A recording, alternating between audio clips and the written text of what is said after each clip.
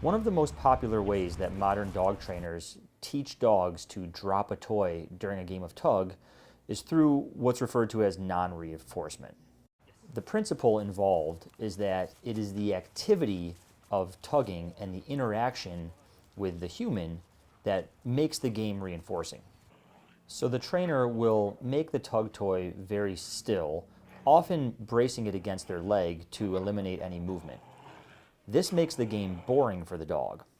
And when the dog eventually gets bored enough, they let go of the toy, at which point the trainer praises them and reactivates the game. This will eventually get paired with a cue such as drop, and through repetition, dogs will learn that when the trainer says drop, that the quickest way to re-engage the game is to quickly let go of the tug, and then they can continue playing. The problem is that if you're working with a really powerful dog, it can sometimes be difficult to really stop the movement of the tug. And some dogs still find this little bit of resistance, the act of us bracing the toy against our body, to be reinforcing. In other words, they still see it as part of the game, and it keeps them committed to holding on to the tug toy.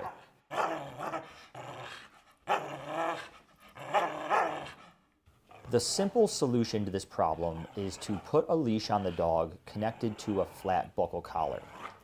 And now, instead of bracing the tug against our leg, which still maintains that little bit of resistance, we step on the leash so the dog can't pull away from us, and we let our arms go completely limp and relaxed.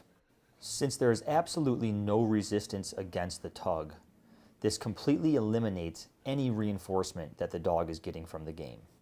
Not only that, but it takes substantially less effort to perform this as opposed to trying to brace the tug against your leg with a very powerful dog. Just as before, when the dog gets bored, they will release the toy, at which point we praise them or mark the behavior and re-engage the game.